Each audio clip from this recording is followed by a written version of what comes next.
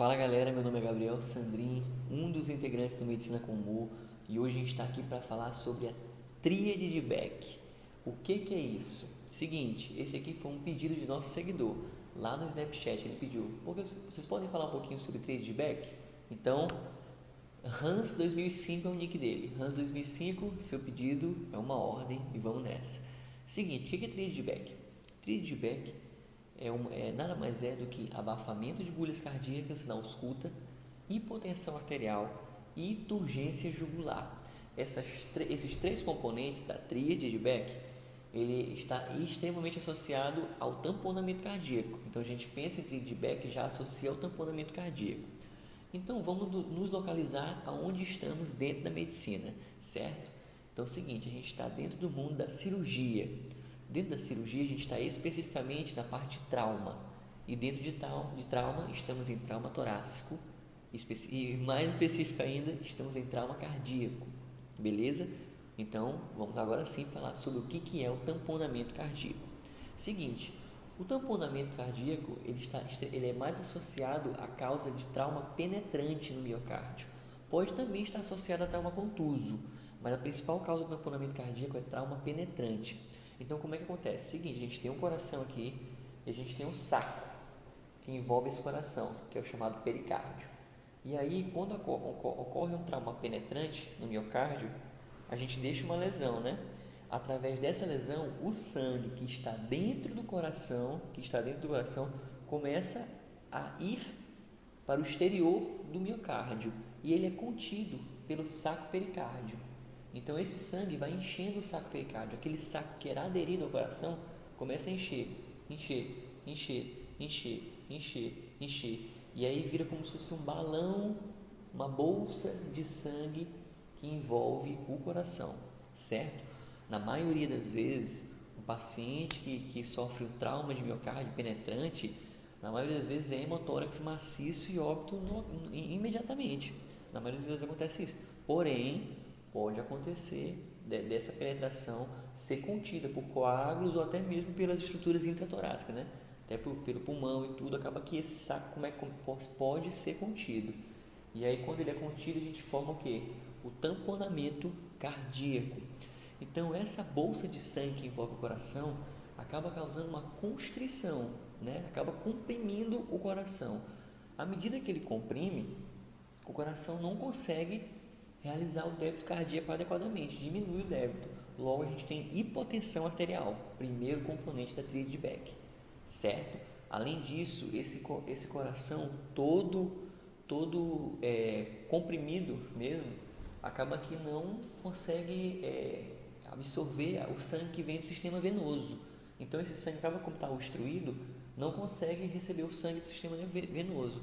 E aí a gente tem um engarrafamento atrás dessa obstrução, o que vai desencadear na turgência jugular, que é o segundo componente da tríade de Beck.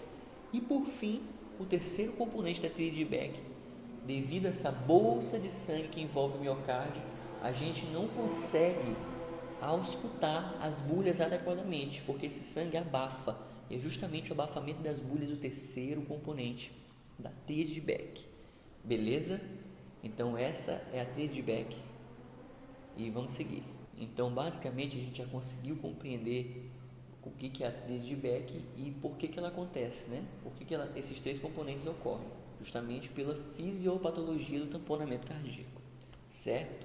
Agora vamos dar um plus, um algo a mais. Seguinte, dentro do tamponamento cardíaco, a gente também tem uma coisa conhecida como pulso paradoxal. O que é isso? Então, nosso tórax está aqui. Quando a gente inspira, a gente diminui a pressão sobre o coração. Se a gente relaxa, a gente aumenta a pressão, estou aumentando. Se a gente inspira, a gente diminui. Nessa diminuição, a gente facilita o retorno venoso. Quando a gente facilita o retorno venoso, então a gente tem aqui o ventrículo direito, certo? Ventrículo direito e o ventrículo esquerdo.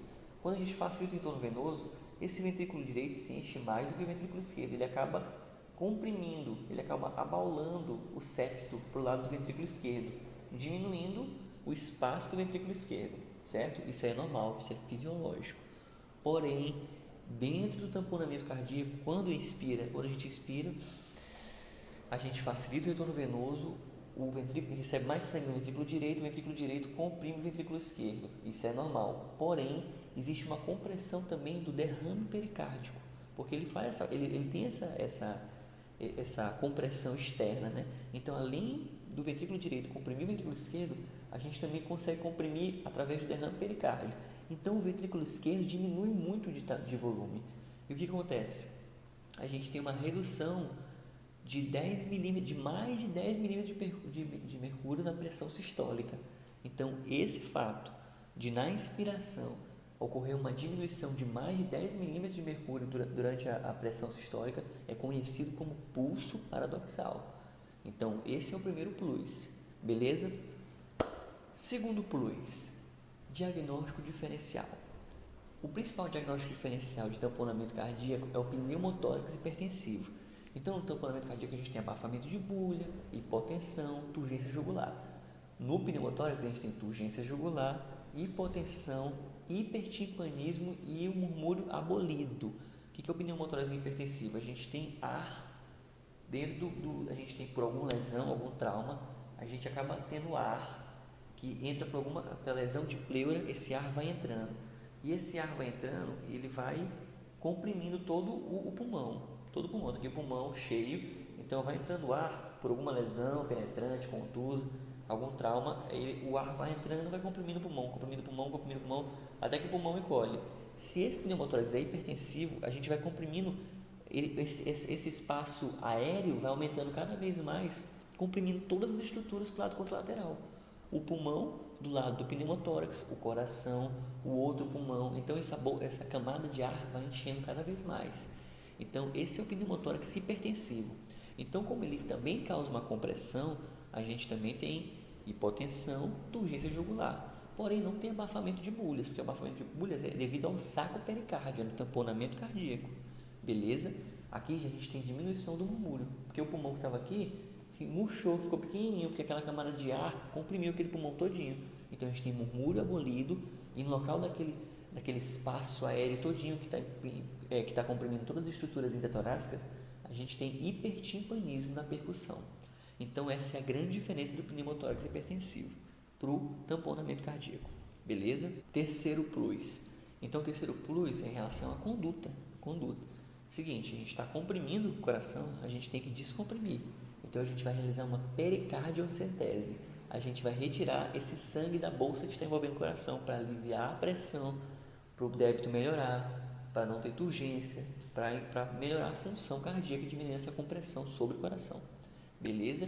Só levantando o diagnóstico diferencial, que a gente falou de pneumotórax hipertensivo, a conduta principal inicial é toracocentese, porque esse espaço aéreo que está se formando dentro do tórax, está empurrando tudo para o lado contralateral, ele precisa ser aliviado, senão pode levar até a morte, porque vai levar a hipotensão, diminuição do débito, compressão das grandes estruturas, vasos nobres.